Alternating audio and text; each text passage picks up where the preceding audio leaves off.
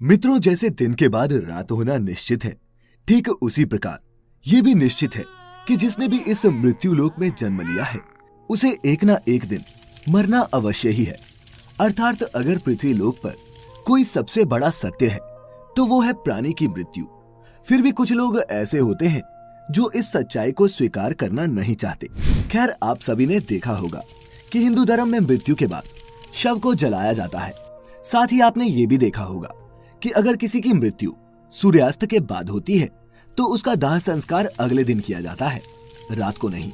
ऐसे में आपने गौर किया होगा कि किसी परिवार में अगर किसी की मृत्यु शाम के बाद होती है तो उसके शव को अकेला नहीं छोड़ा जाता। परंतु मित्रों, क्या आप जानते हैं कि शव को रात भर अकेला क्यों नहीं छोड़ा जाता? अगर नहीं तो इस वीडियो को अंत तक जरूर देखें, क्योंकि मैं आपको इसी सवाल का जवाब बताने वाला हूँ, जिसका वर्णन गरुड़ पुराण में विस्तार से किया गया है। तो चलिए अब बिना किसी देरी के गरुड़ पुराण की ये बातें जानते हैं। नमस्कार और द डिवाइन टेल्स पर आपका एक बार फिर से स्वागत है।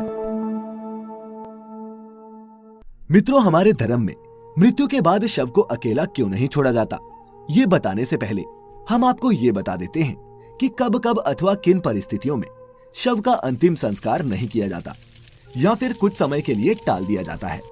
मित्रों, आपको सबसे पहले बता दूं कि हिंदू धर्म में अगर किसी की मृत्यु सूर्यास्त के बाद होती है तो उसके शव को रात भर घर पर ही रखा जाता है और अगले दिन उसका दाह संस्कार किया जाता है।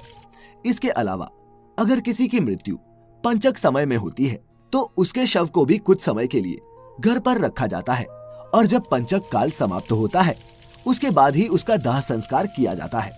क्योंकि गरुड़ पुराण में बताया गया है कि अगर सूर्यास्त के बाद अथवा पंचक समय में किसी मृत शरीर का दाह संस्कार किया जाए तो उसे मोक्ष की प्राप्ति नहीं होती।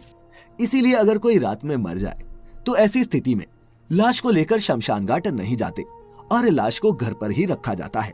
सुबह होने का इंतजार किया जाता है और ऐसे में मृत शरीर को एक भी पल के लिए अकेला नहीं छोड़ा जाता और कोई ना कोई व्यक्ति हमेशा रखवाली के लिए मौजूद रहता है।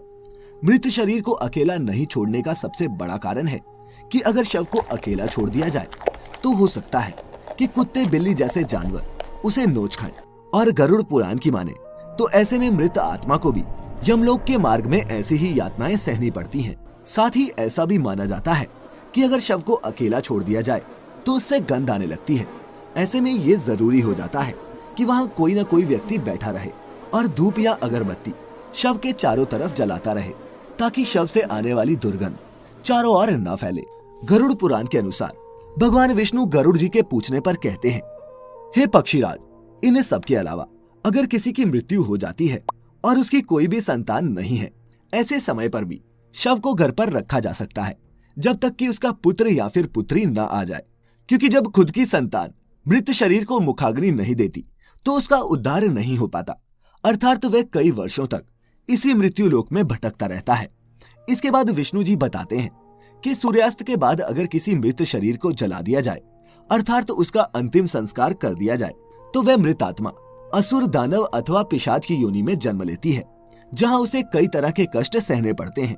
और यही वजह है कि हिंदू धर्म में रात को अंतिम संस्कार करने से मना किया गया है।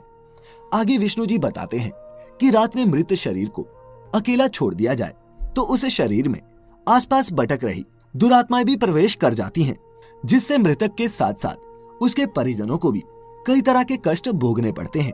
साथ ही ये भी बताते हैं कि शव को अकेला इसलिए भी नहीं छोड़ा जाता क्योंकि मरे हुए आदमी की आत्मा वहीं पर भटकती रहती है और अपने परिजनों को देखती रहती है।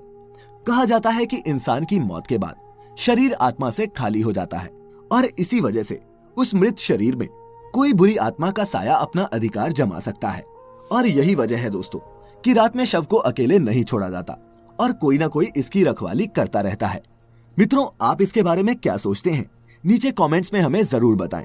साथ ही अगर आपको गरुड़ पुराण की ये बातें पसंद आई हो तो इसे ज्यादा से ज्यादा लाइक और शेयर करें।